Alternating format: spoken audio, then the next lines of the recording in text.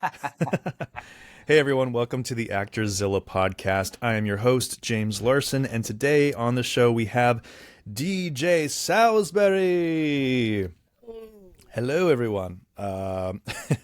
DJ is an amazing director and choreographer and writer, and I know he was, you were an actor as well, Yeah, right? oh, yeah, yeah, Yeah. yeah. Right out of college, yeah.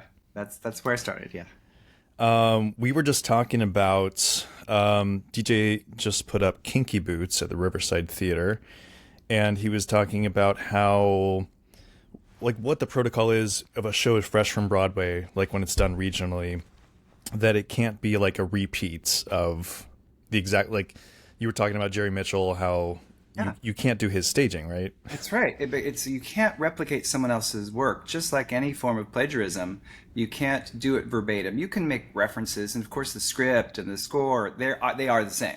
But that, for example, that the theater has licensed the right to do the words and music. Right. They have not licensed the right to do the original director and choreographer's staging. There are some, I mean, like Susan Stroman, I think she may have been one of the first, and maybe Robbins was in there around the same time, to license her Crazy for You. So if you do Crazy for You and you want to do Susan Stroman's choreography, you can license it, and they give you this giant Bible with all the steps and everything. And Robbins does that with things like the hat dance and actually all the dances I think in Fiddler are licensed or licensable. You don't have to do them, and you have to pay if you do them. So in for me as a regional theater director, when I do things, my joy is finding a show, figuring out a show through my lens. So I don't have desire to replicate someone else's work. Right. Um, but I was saying to you before, the strange thing is sometimes there's an expectation on the part of the audience and on the part of even some actors if they have seen or done the show before. They go, well, you're going to be DJ Mitchell's staging. I'm like, no. Again, that's not legal. No, it's not legal. And again, just like you as an actor, I wouldn't ask you to replicate someone else's performance.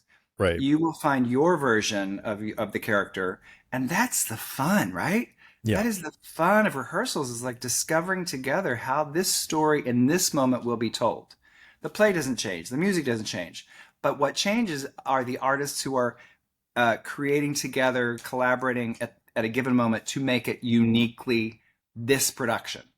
Is there any instance where you're like, oh my god, the choreography in this number on Broadway was absolutely perfect, and I want to use as much as possible? Like, are you, you know what I mean? There must be a line of like being inspired by versus Yes, that's making right. your There's a own. line. Now, interestingly, Kinky Boots, we can use that example. There is a sort of expectation now, because of the original staging, that there will be a number using conveyor belts slash treadmills. Uh, I will just tell you, we rented some treadmills that are sort of miniature.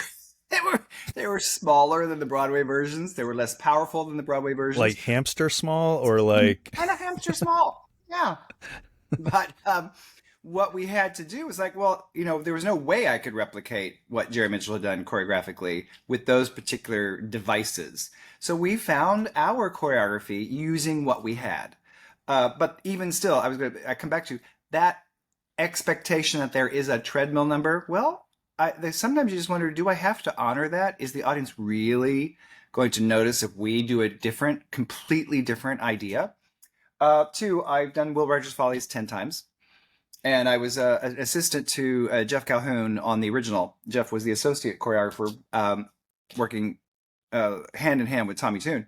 And of course, the famous number, the campaign number, what we some people refer to as the patty cake number, where all the ensemble women are sitting across the stage with Will in the center, doing this fun thing, mostly with their hands and sometimes with their legs. There's an expectation that that number is going to be in the show. When I do it, I do a variation on the same, but I also, in that instance, I feel like I have the privilege to, because I have worked with Jeff and Tommy, I put in the program based upon the original choreography by Tommy Tune Jeff. That's what I will do, because I have a relationship with them. But the right. rest of the show is my choreography. The rest of the show, I've most recently done a production where there were no full stage steps.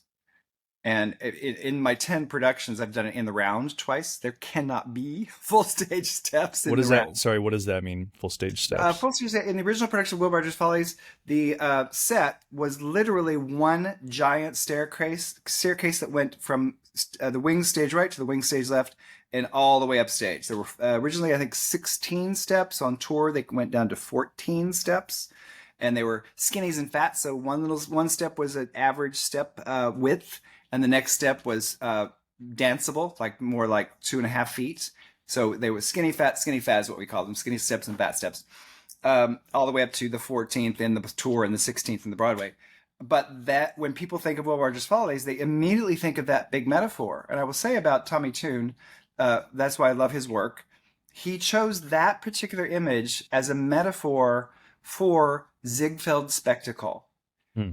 But what I knew, that was his choice. And it's a great choice. But what I knew, even working on the show, is like, that's his choice. It's not the only choice that will work. And having done it in the round a couple times, actually 3 times, and also in a new production that was proscenium, but not having those full stage width steps, it works beautifully without them because it's a good show. Right. You know, it's just a good show.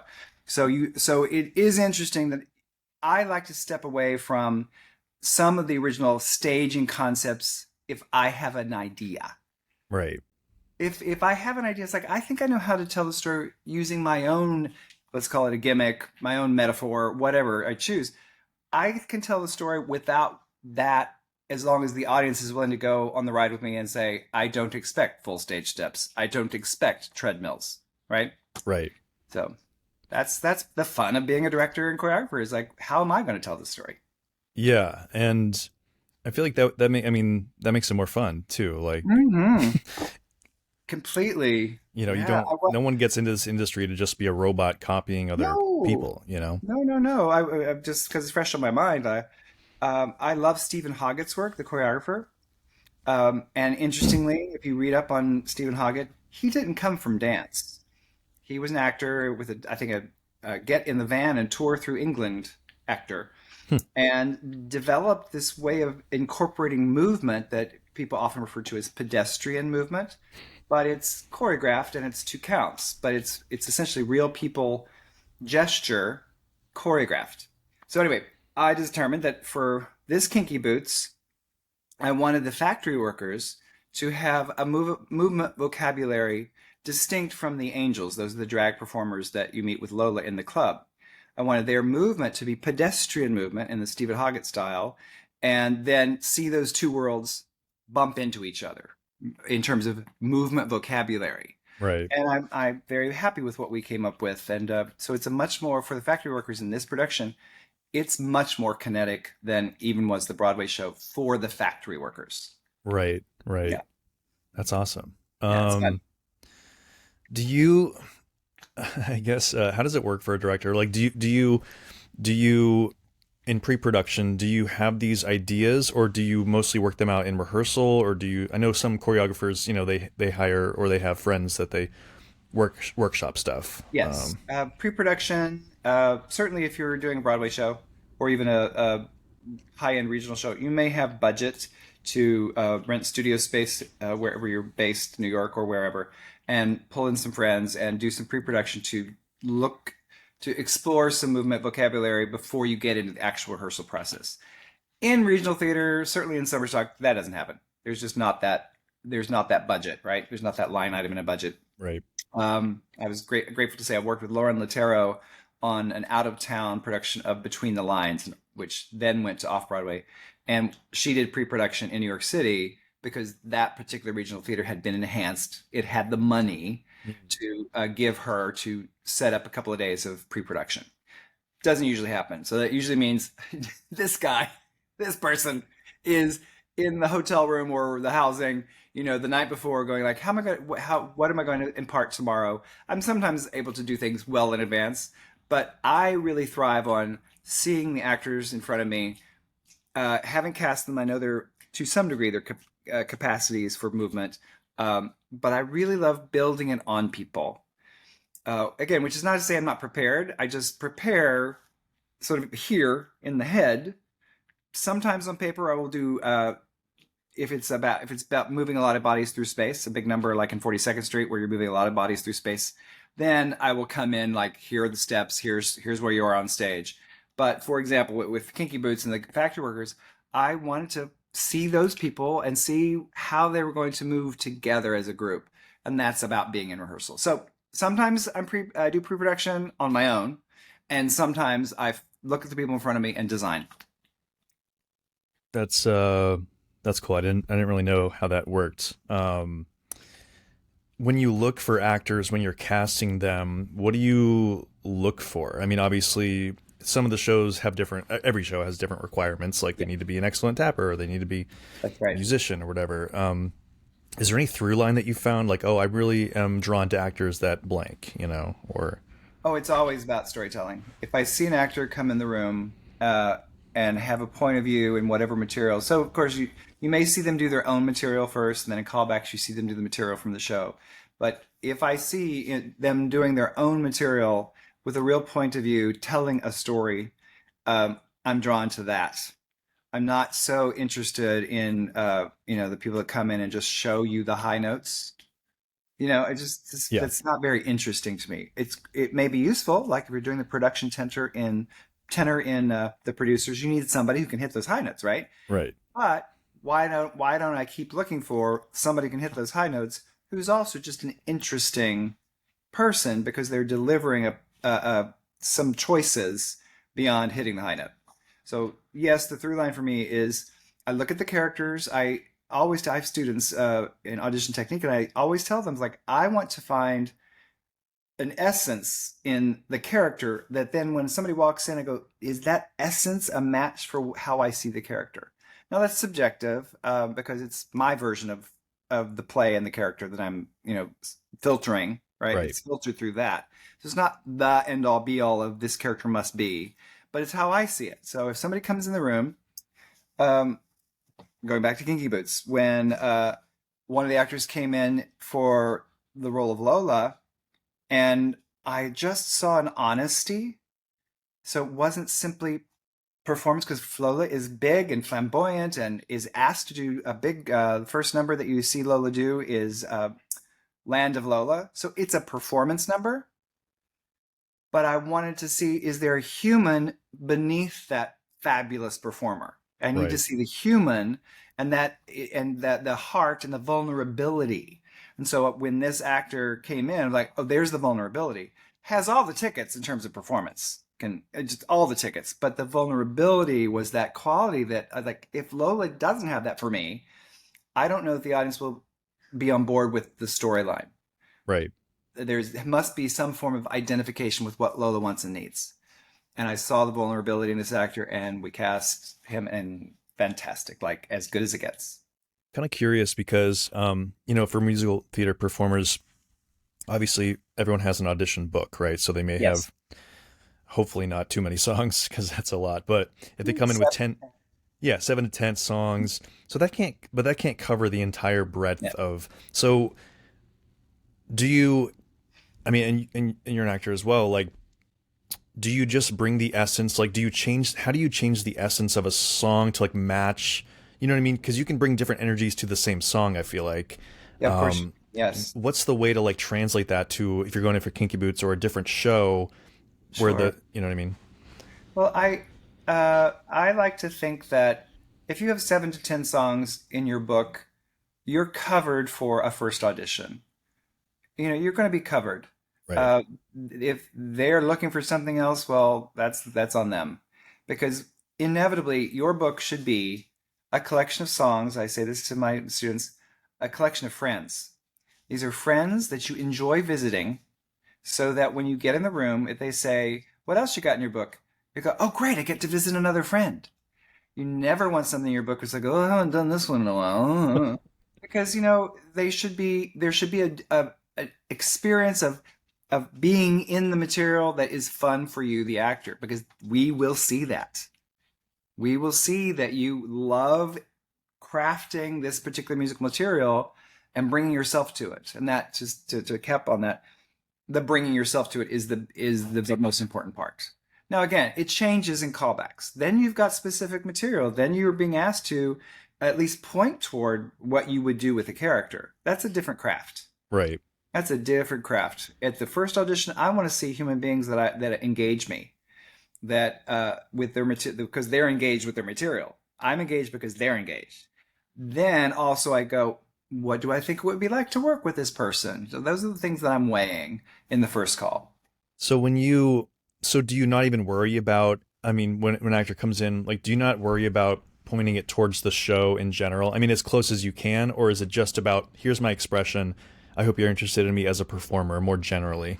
More generally, if in the first call for like, just because it's fresh, Kinky Boots, we want to pop rock. You're not going to come in and sing Golden Age material for Kinky Boots unless you choose to do it in a very rock and roll way, which is you Right. could do that. Um, so there's a sort of like expectation like this. You want something that suits the genre of the musical score in what you sing for the audition, but you don't have to be so specific. You don't have to sing a Cyndi Lauper song to audition for Kinky Boots, Right. right? Right. But you want to deliver what they're likely to be looking for in terms of the basic sound, Right. particularly with if you were auditioning for Amalia in She Loves Me, you're gonna be singing something soprano in the soprano range. You're gonna, right? But it doesn't have to be from the show, and it actually could be something more contemporary in terms of contemporary musical theater, and it will be okay if you're Right. showing that you have beautiful soprano quality of your voice and you can act and you're making choices. Right. Um, are there any, like, do you have any advice for people that are kind of early career actors? Maybe they've graduated from a college in musical theater or just acting in general, and want to move to New York City. And yeah. Get there quick as soon as you can. I just had a young woman who auditioned for me by video. I cast her in as Natalie in Next to Normal. She was 16. The character in the show is 16, and she lived in rural Tennessee and auditioned by video. Now she had credits. I mean, she'd done Jane Banks because she was young. She'd just come out of doing children's roles, right? But she's just gifted. And I told her parents because we had a great experience with Next to Normal, and I told her parents like maybe she should just go right to New York. Maybe she should not do the college program. They're not poo-pooing college programs, but she has a skill set already. And what really matters in the long run with New York is people coming to know you and your talent and being able to get you in front of the right people, i.e., casting directors and other directors. So I've used her 3 times since then. And she literally is now 18 and now lives in New York City based upon my advice because she can still get her associate's degree in whatever she wants. But she's meeting casting directors. She's getting good auditions already Yeah. because she had the skill set. And she's Right. also very young, which puts her in a particular category. It's a small pool of very young, very talented actors. The bulk of the talent pool will be between 20 and 40, right? That's the bulk. Right. So she's in a young category. Anyway, so that's what I suggest. Get there as soon as you can and get in front of people. Right. Show That's up. really real. Yeah, show up. Show up. Go to Yeah. auditions. Don't type yourself out. Do not type yourself out. If there's something specific, it says, I need somebody who's 45 and you're 20. Okay, right? That's okay. But if you think, I don't know, just try not to type yourself out. If you want to go for something, go for something. If they say you're not in the ballpark, okay. Okay, that's okay. It's not on you.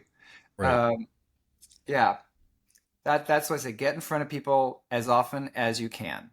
And that can be in the form of these casting director workshops. Do it because they here's the deal. They're people too, and they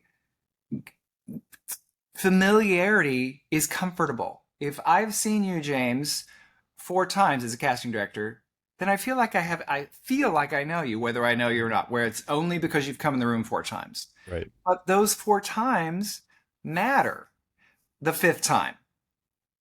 And this is what I hear so frequently in auditions. oh, they're not right for this show, whether it's the director, but it's often the casting, they're not right for the show, but I'm going to pull them in next week for my Jesus Christ Superstar. You know what I mean? Yeah. They collect people and put them in their little, they're again using their filters, put them in the box of like, oh, that's a perfect person for this show. That's a perfect person for this show. We're seeing them for a show they're not perfect for, Right.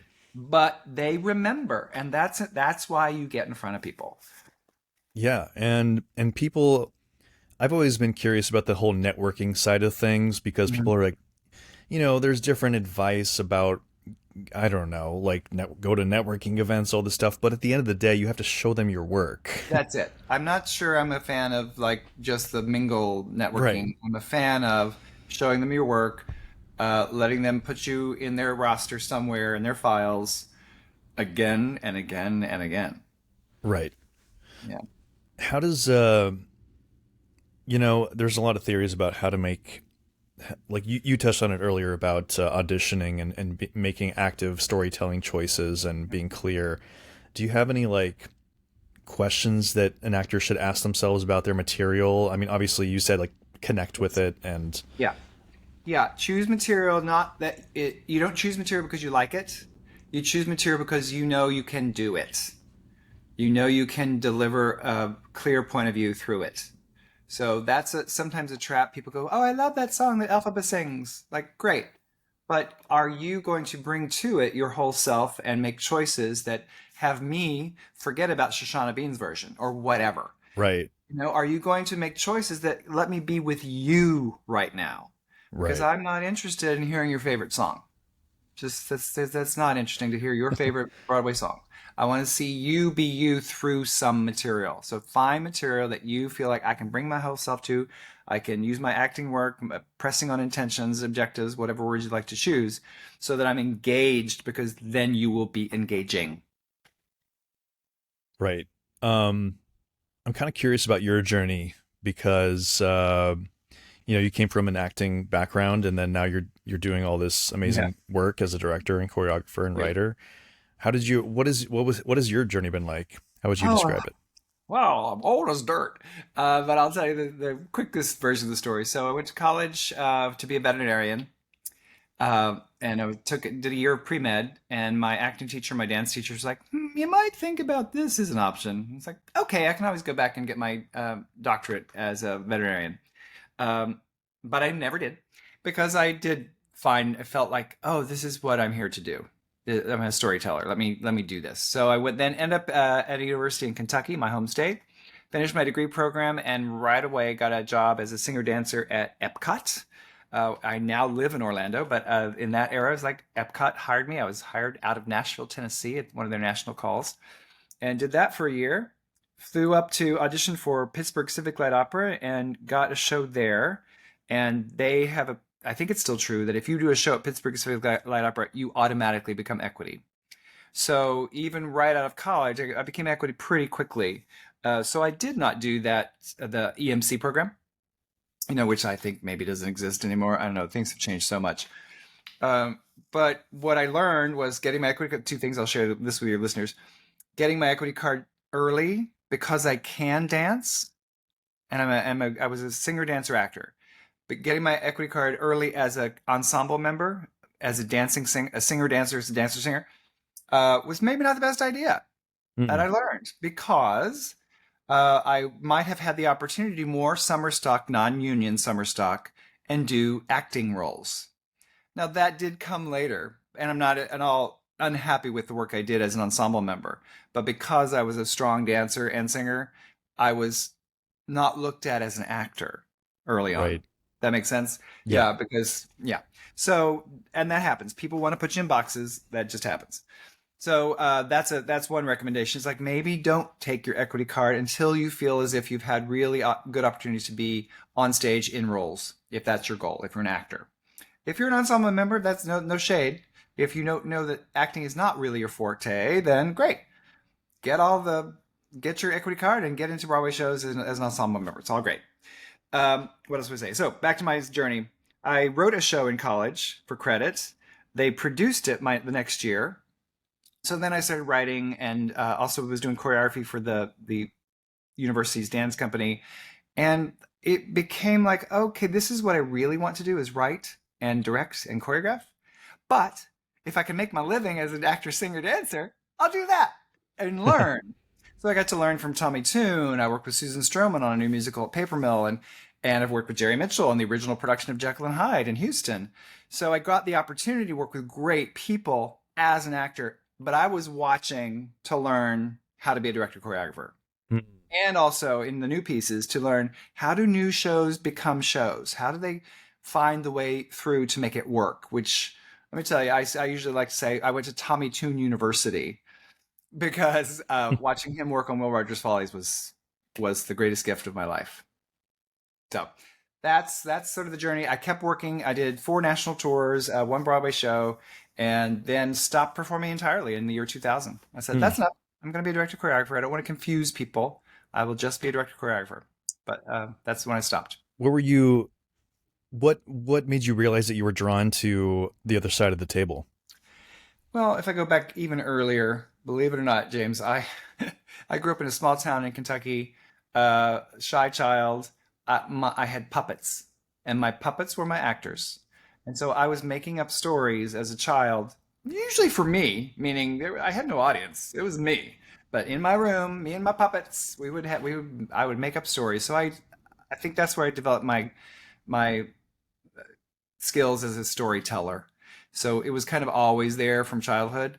Right. But again, because I could sing and dance and act, I was hired to perform, and I love performing.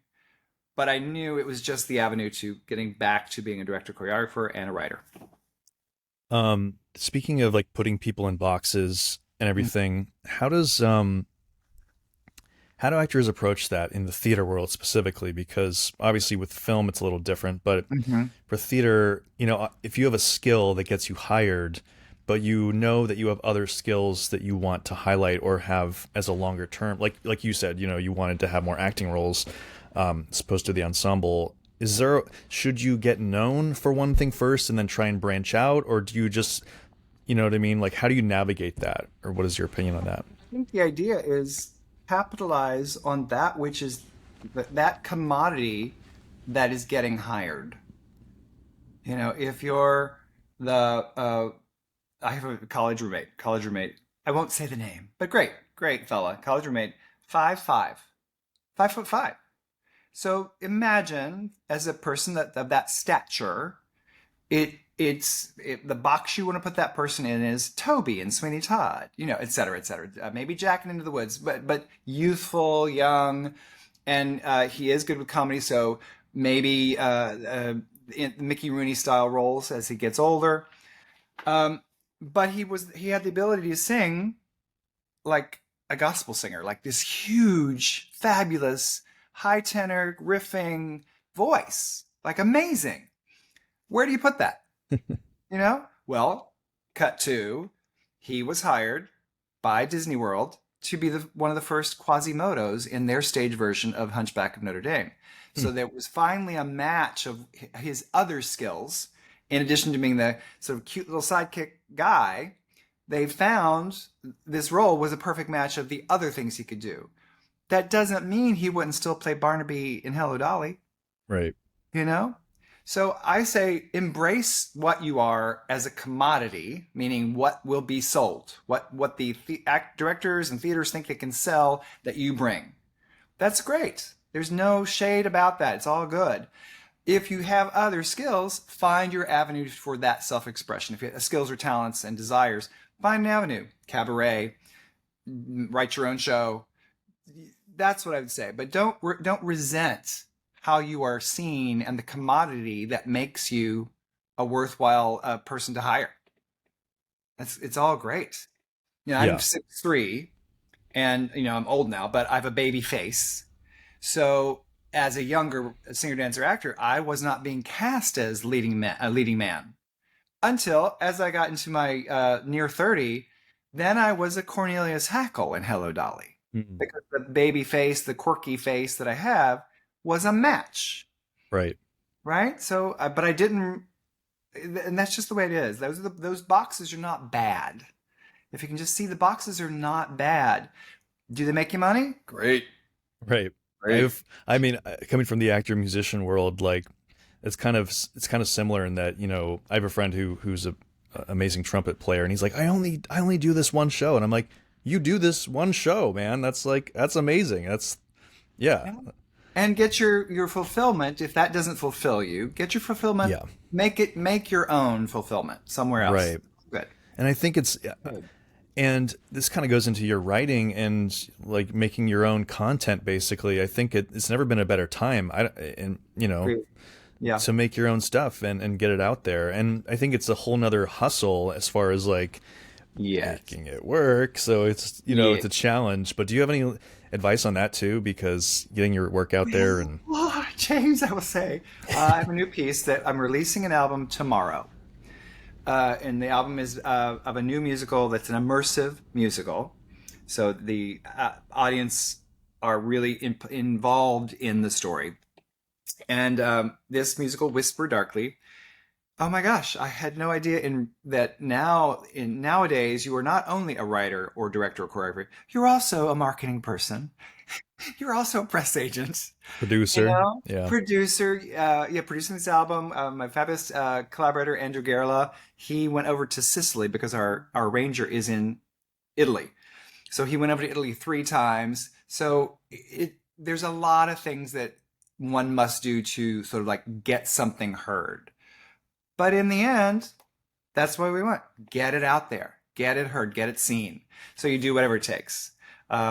It is interesting in this world of social media and just media, to try to have something cut through is challenging. You know, the good news about that is you can. You're no longer dependent upon somebody tapping you and saying, you're going to be Britney Spears. You're no longer dependent upon some outside producer. You can break through, but it's a whole job.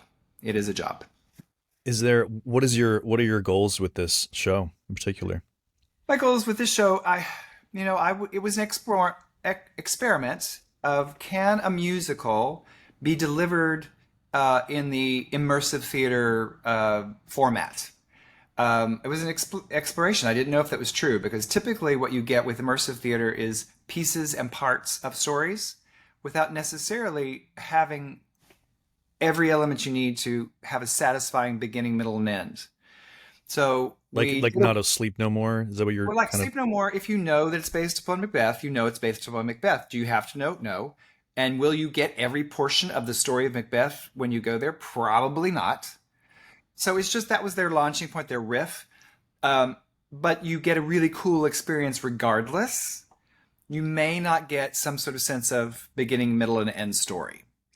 I wanted us to know because a musical, you know, the I want song, good old I want song. You want to follow a specific character and see if they get what they're after. That's kind of the boiling it down, right? right? Follow a central character. Do they get what they want? Do we want them to get what they want? You know, that's it. And in an immersive thing, well, if you miss pieces of their journey, of whether what they come up against, you may not have a satisfying end when they get it or they don't.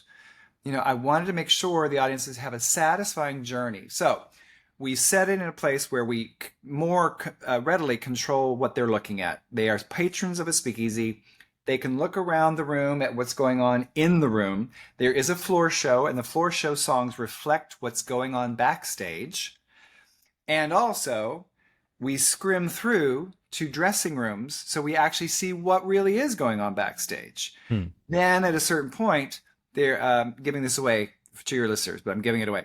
There is a police raid in this speakeasy in 1928, and all of the audience, the entire audience is separated into thirds and go into other spaces with some of the cast in each of those spaces. Then in those spaces, what happens there is they are asked to engage in a cooperative puzzle, figuring something out that lets them get back to the main space to complete the story. So that's where it gets much more immersive. Right. But we really make sure they get all the story points along the way, so nobody will come out saying, "Oh, I didn't get that." I don't want confusion. Confusion is anathema to, in my opinion, to good musical theater. Confusion is not good. Is that so? It's I don't want to say an escape room, but is that Puzzle room? We might call it a puzzle room. Yeah, so it's escape room esque. Yeah. right? I I'll like tell you, that. one of the rooms is they follow the chanteuse who's returned from Paris. We've come to know her through the show. She goes immediately to the bottle locker, which was a typical thing in speakeasies, where famous people would have their own private stash of liquor with a key. It's a locker, literally lockers of booze. And she takes a group of people into that room. While there, she knows one of her good friends has delicious bourbon. They have to figure out how to get the bourbon.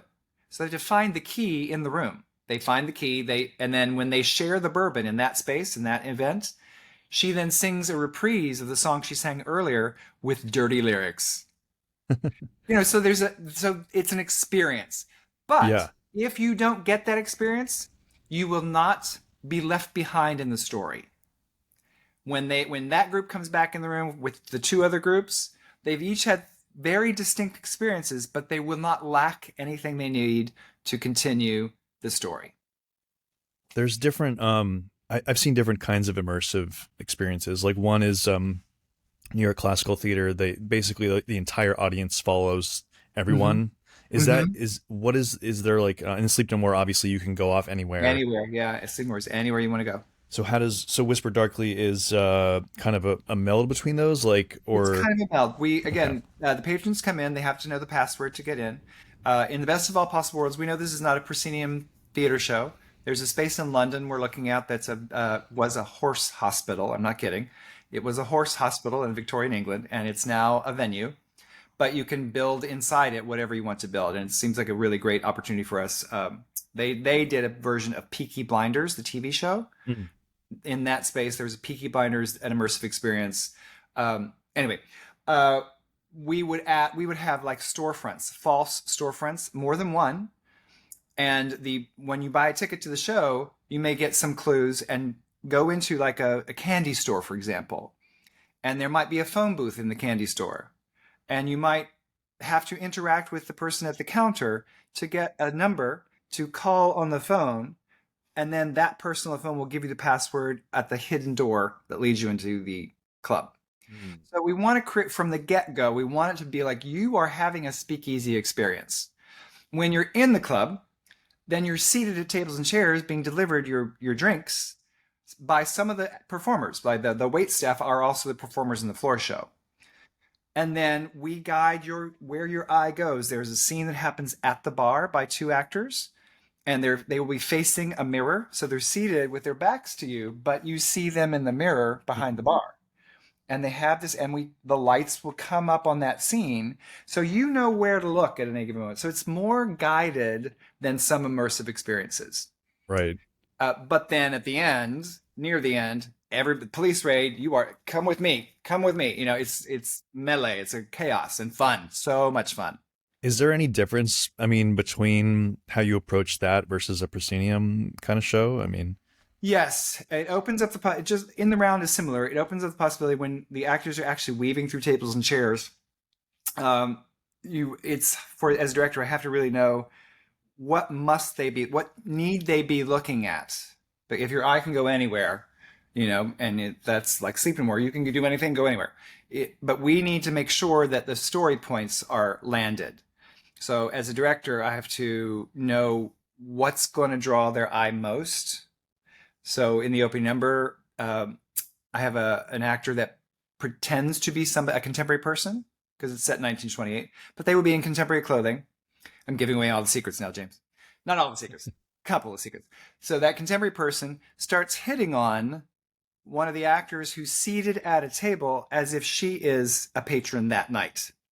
He starts hitting on her in his contemporary clothes, and the doorman throws him out behind the audience. And how do we know that?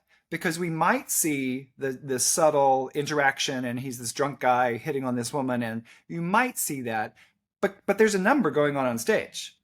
What you will see or hear is when he gets him to the back door and then it starts to become a shouting match. It causes one of the actors in the number on stage to forget her lines, right? So we know something's happening. So what's happening back there? They're shouting at each other. And then finally, the doorman throws the guy out and slams the door. People will look. right. People will be aware. So that's my job, is to make sure they're capturing the moments we have to have them capture in order to follow the story. Right. That's the task as the director in any sort of environmental experience. Did you conceive of the show to be immersive from the beginning, or did it turn Yes. into that? No, Okay. yes, it was conceived to be immersive because, like I said at the top, I wanted to explore, can a musical with a beginning, middle, and end work in this genre? And we did a workshop in Orlando with a full cast. The cast is 14 people, and we found a dance studio that was going out of business, and we made it our speakeasy, our hush club. And it had, as a dance studio, it had dressing rooms that were our alternate spaces. So it was kind of a miracle that we happened upon it. And we discovered audiences really wanted to, as some person said to me, you usually hear when somebody says, I want to see that about a show. Oh, I want to go see that show. They literally have said to me over and over, I want to do that Mm. because it is a do, Right. you know? You're actively And that, involved. Yeah. yeah, you get to be involved. I want to do that. And that's, I think that's why I'm drawn to immersive experiences because I know I'm going to be involved. Yeah. Obviously, Sleep No More was a huge hit, and Yes. I never. Well, it's closing soon, so I'm gonna try and Yes. see it. Do go if you can. I I'm loved it. trying. I saw it twice. I loved it. Do you think it's the future of Well, experiences? The more that we get into this VR world, maybe is my answer. I think, again, being involved, having a unique experience is very sexy and juicy to people. When it comes to theater in general, and it is a form of theater, but when it comes to theater, musical theater, the challenges become where are you going to do it? That, especially in commercial theater, where are you going to do it where there's enough people in any given performance that will keep your show open financially? right? You may be aware there's a beautiful venue created for the Great Gatsby experience in Manhattan, and they had done it for 7 years in London and England, throughout England and London. 7 years, success, right? Came to New York, couldn't make the numbers work. Wow. Couldn't make, and it was in a ballroom of a hotel on Seventh Avenue, and they couldn't make the numbers work. So that's the big challenge with immersive. I know you know that Cabaret is coming in, and it's from London, and it's still more immersive than even the Sam Mendes production, which was more immersive than the original. Right. And so there, I know they in the London production, you entered the back of the theater and went through the basement or something and saw the actors, meaning the characters in the Kit Kat Club, getting ready for their show. So that was part of the immersion aspect. But then I think once you get to the show, you're essentially getting the cabaret. Right. It was all of that extra element that made it unique. But that's hard to do in a proscenium house. It's just really hard to do in a proscenium house. Yeah. Um, I wonder because uh, how it's done like regionally. Obviously, if you only have a theater and you only have one space, Mm-hmm. do you think it can be successful there, or is it really space dependent? I think it is space dependent. You know, some theaters have a black box, or theater companies around the country here in the States can look into alternate spaces and just, be the promoter or the face of an immersive experience, but maybe have a warehouse that's across town. Right. We've talked to some people regarding Whisper Darkly in Vegas, and there's a space there called Area 15, which was built to be about immersive experiences, Hmm. art and theater, and all forms of immersive experience. And it's cool. If you ever go to Vegas, you gotta go. It's pretty amazing space. It's this big giant rectangular building with no windows, so it's fabulously imposing in its own way. But inside, they have various spaces that can become whatever. Um, and so we've talked to them about the possibility of Whisper. They're building one in Orlando, as a matter of fact. They're building an Area 15 in Orlando. I hope that's not. I think that's not a secret. It's not. It's not a secret. They've already bought the property, so they're planning. um, that's really cool. What inspired that show for you to write that show? Whisper Darkly. Yeah. Um, that I love immersive theater. Now I will say sort of what I didn't know I didn't know I'd fall in love with the characters as much as I have. It's an original piece, so it's about Topeka McShane. She's very, very loosely based on a famous speakeasy proprietress of the 20s called Texas Guinan, who was like this large in the life toast to the town, but she was in the business of running illegal businesses, right? She was in speakeasy world. So, but she would be closed down by the police and literally open another one 3 doors down on the same street, the next night. It was Right. just what a time, right? What a time. So Topeka is loosely based upon Texas, and another character that's a central figure, the woman who comes to sit in the audience to watch her friend Topeka's show, is visiting from Paris, and she's loosely based upon Josephine Baker. We discover in her song that she left the United States as a black woman because she kept hitting a ceiling. She kept hitting a ceiling about the opportunities were, as we would guess, limited. Whereas in Paris, she becomes a big star. And so now she comes back to visit her friend Topeka, and she has become an international star. So that's one character. And then the young other character, Evie, has come to New York. She's only been there 2 weeks. She's learned the floor show. Her aunt is Topeka. And we get information. I don't want to reveal too much, but we get information about what was happening in Kansas that she was escaping and what she thinks she'll find in this new world of the speakeasy. And inevitably, she makes a decision about, does she belong here or does she not? So I love these characters. I love them. I love them. Yeah, Yeah. that's And amazing. that's what I discovered in the writing of it, is like coming to feel them become more three-dimensional. If you were, I mean, when you're directing this, do you direct it like as an actor? Do you approach immersive differently, or is it just about the optics of my back is to the audience and they can see me through a mirror and I have to be louder or whatever? Is it just about the technicality of it, or is there It something is a fundamentally lot. different? No, Yeah. I think it's the technicality. And I learned a bit of the same when I worked in the round in Sacramento Music Circus and West Virginia Public. I think those are the only two theaters where I've done it in the round. There are techniques about, example being in the round. If you're on one side of the circle, like on the edge of a circle, you don't face the small portion. You don't face the direction where you're standing. You face the biggest possible audience.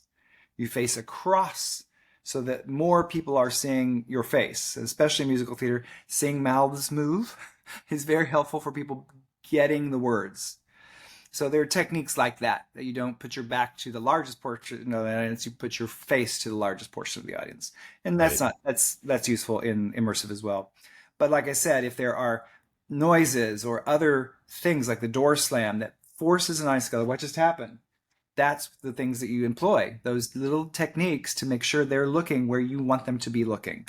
It kind of just struck me now that it's almost like a film where that Mm-hmm. we're like directing the camera. The audience is Yeah. like the camera that needs to see where it is, and instead Yeah. of having cuts, we like sound and movement and all Mhm. this. These are Lighting. different and lighting, and these are all different tools that we can use. Absolutely. Yeah. For, when the floor show will have a certain level of light over the audience when they're doing numbers on stage, because you would still be lit in a bar, right? But when we go to scenes that happen backstage and we scrim through to those scenes, the level of light will dim much darker in the seating area. So that, again, my eye is supposed to go where the light is. So those are the techniques. Um, this kind of goes back to what you were talking about with this actress, young actress that you were impressed with, and she sent a tape in.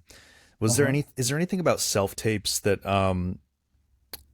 technique wise that can help actors to like step up their game? Sometimes I wonder about like, do we calibrate our performance to like where we think where the show might be? Like if it's a big Broadway stage and we're doing a scene, do we play it more like a film scene or do we play it like we're in a theater? It is a tricky balance, and I have great compassion for all actors who in the last several years have just had to, by necessity, lean on self tape, because it is that is am I doing a stage performance or am I doing a film performance? I guess my answer would be it probably wants to be somewhere in between. I don't enjoy getting self tapes where it's like just neck up, because I'm like, well, then I don't know what you do with your whole physicality. I want to see at least waist up.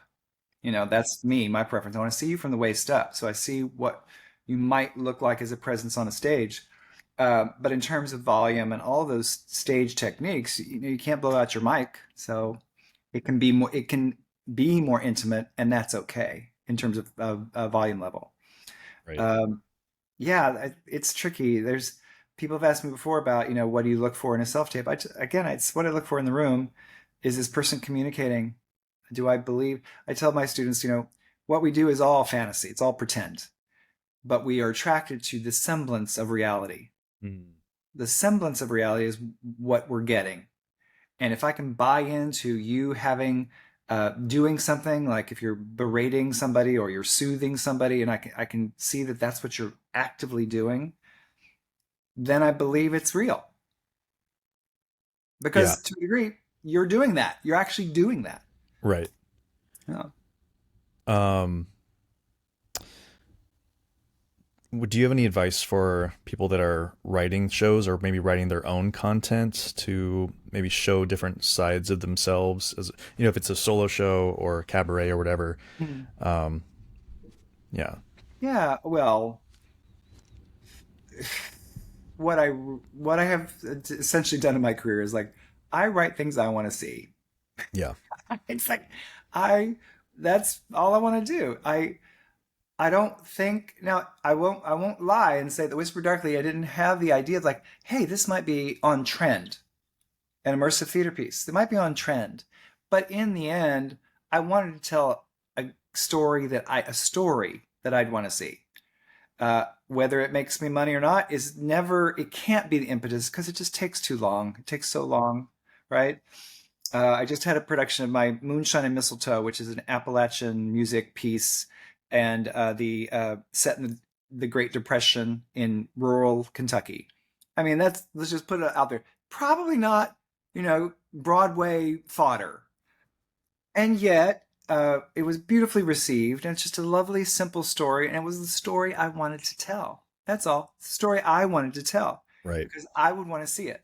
Not everybody will. We had very good sales. Not, I don't want to poo-poo the production. We had very, very high sales, but I wrote it because I want to see it, and that's what I say to anybody. If you don't have passion about the story you're telling, you won't keep going. It takes too long and too much Yeah, effort and too much exactly. hustling You'll to. stop if you don't have passion about the story you're telling. You will just stop. You will give up because it's a hard, hard road. Right. And I have on my, I have a little list of like, I want to adapt this, and I want to adapt this, and I want to adapt this. It's a very short list that Right. I've collected over a lifetime because I love this story and I want to put it on stage. And, I'm in the process with several of them, but I have no guarantee that they'll ever see the light of day. All I know is I have passion about telling the story. And that's what I say to anybody. Whatever you're passionate about expressing, and then that's in cabaret, what you want to express, do that Right. because your passion will carry you through to the finish line. I've started. I've been writing some shows too. Great. One of them's a musical. One of them's a play, and I totally agree with. Like, I totally can relate to that because it's like, what do I love? And also, but like sometimes when I was younger, I'd write these plays and they were like so terrible. I'd be like, no one is ever going to produce it, nor should they. But like for some reason, I feel like I've been an actor and a performer, and it just involved in this industry for so long that I feel like I have a grasp of what might work commercially, but also Great. might meet my artistic, that I'm interested in. Great. Perfect. And I feel like maybe that's the sweet spot, and that's kind of what you were Mhm. talking about, like Whisper Dark. Like it's Mhm. on trend, and it's something that other people want to see as well as you would want to see. Right.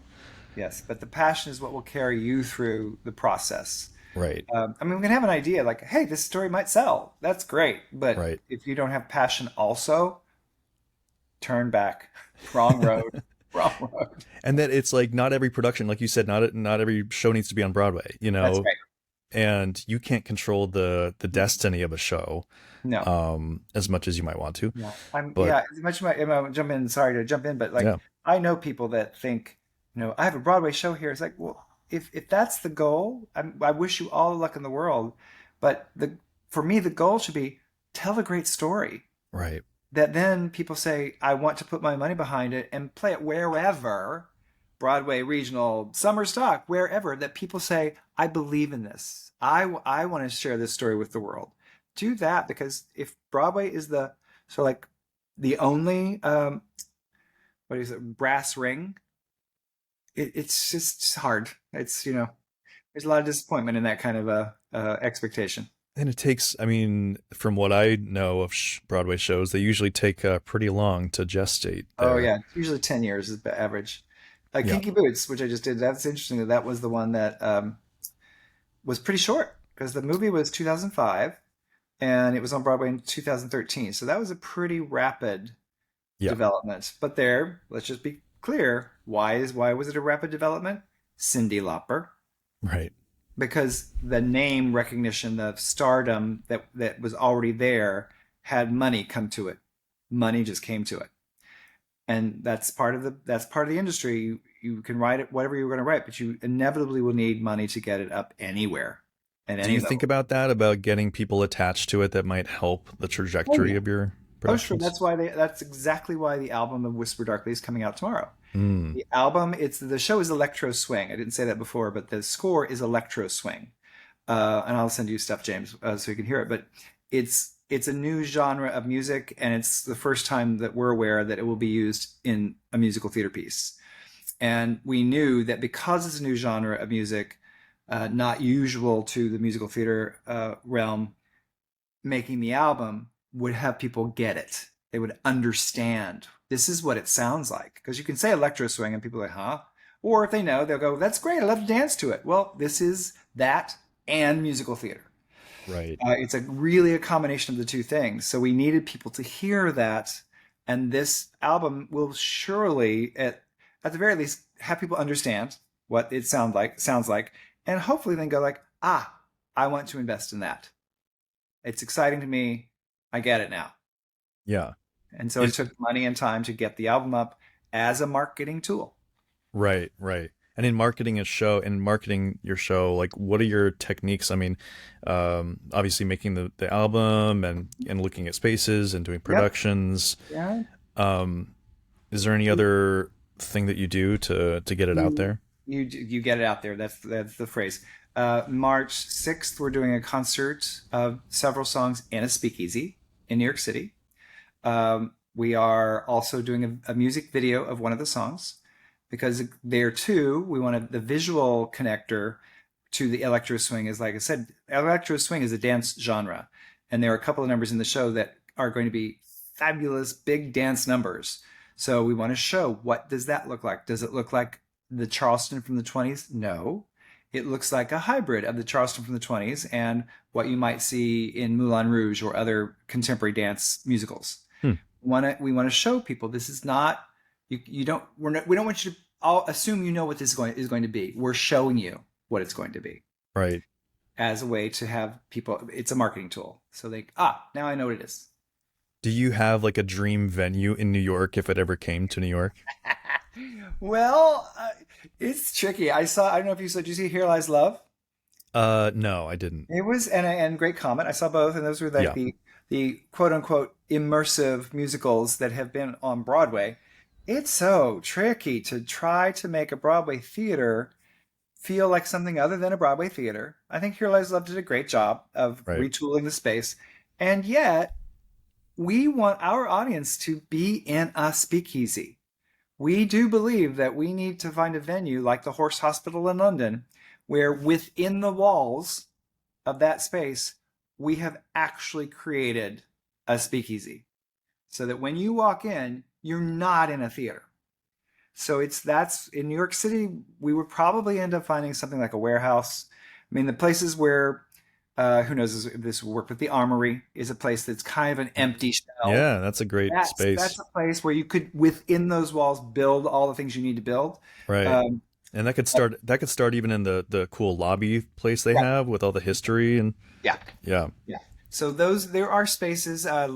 Brooklyn has some spaces. Seen some Right. things out there, but Manhattan is just really hard. Like what is left that is an empty shell space? Not many things. I mean, actually, I just saw here. Here we are. Did you see? Here we are. The Oh, Sondheim yeah, I did. Yeah. Yeah, that venue is kind of all configurable. Yeah. So that's an interesting of the New York venues. They're just the few where they're shells that you get to put in them what you want. Right. Right. Yeah, but it our show is built that way. It's not built for proscenium. Awesome. DJ Salisbury, amazing director, Oh, choreographer, you're such a writer, good James. performer, and human being. I do. I like to ask people to in your offstage life. I'm just curious what your hobbies, interests are these days. Do you have any passions that you're pursuing besides stage? My goodness, this is mostly theater stuff. That's what I'm pursuing. Yeah. I love my dog.